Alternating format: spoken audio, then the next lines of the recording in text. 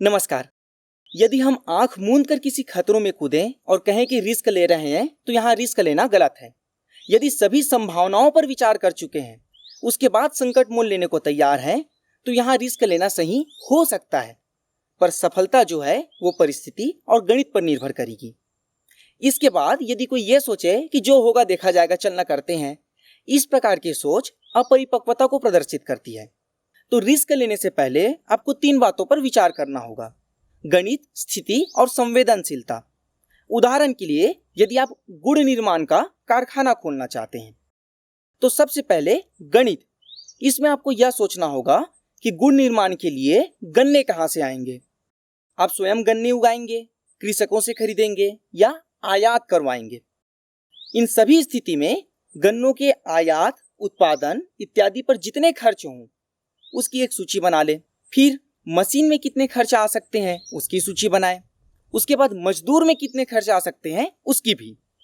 अतः गणित में हम यह काम करते हैं कि जितने भी काम हैं उसकी एक अंक वाली सूची तैयार कर लेते हैं एवं संभावनाओं पर विचार करते हैं। दूसरा है स्थिति। क्या उस बाजार में गुड़ की जितनी आवश्यकता है उतनी गुड़ उपलब्ध है? यदि नहीं तो आपके लिए अच्छा है, यदि मध्यम है तब भी आपके लिए अच्छा है। तीसरा कि गुड़ तो उपलब्ध है पर अच्छी गुणवत्ता के गुड़ नहीं, यह भी आपके लिए सुअवसर है। पर यदि अच्छी गुणवत्ता के गुड़ पर्याप्त मात्रा में उपलब्ध हो तो यहाँ समस्या थोड़ी विकट हो सकती है। पर इसका अर्थ यह नहीं कि वह एक ही बाजार है। आप अन्य स्थानों पर भी अपने काम के प्रयास को रख सकते हैं। आप अलग स्थानों पर सर्वेक्षण कर सकते हैं, आवश्यकता पर वहां गुड़ निर्यात कर सकते हैं। अंतिम है संवेदना। हम जो भी हैं या जो भी कर पा रहे हैं वो बिना प्रकृति की सहायता के संभव ही नहीं।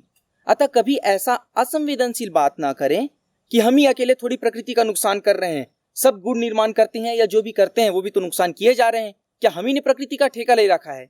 यह असंवेदनशीलता को प्रस्तुत करता है। अतः संभव है कि प्रकृति का कुछ नुकसान आपके काम के द्वारा हो जाए, पर उसे सुधारने का भी भरसक प्रयास करते रहें। तो यदि आपने गणित, स्थिति और संवेदनशीलता तीनों पर विचार कर लिया, स्वस्थ विचार से यह निष्कर्ष निकाला कि तीनों आपके लिए सकारात्मक हैं, तो यहाँ रिस्क की बात ही नहीं आती। आप सीधे अपने काम को कर सकते हैं। अब इन तीनों पर विचार करने के बाद भी यदि कुछ छोटी समस्या आ जाए, उदाहरण के लिए यदि हम अच्छा सामान बनाएं फिर भी कोई खरीदेगा कि नहीं, यदि उचित मूल्य में दें फिर भी इसकी बिक्री हुई कि नहीं, तो ऐसी परिस्थिति में अपना कार्य शुरू करके कहना कि हमने सभी पर तो विचार कर लिया, छोटी सी समस्याएं हैं, इसे देख लेंगे, इतना रिस्क तो बनता ही है। यहाँ रिस्क लेना सही है एवं इससे सफलता की संभावनाएं भी अधिक हो जाती हैं। नमस्कार।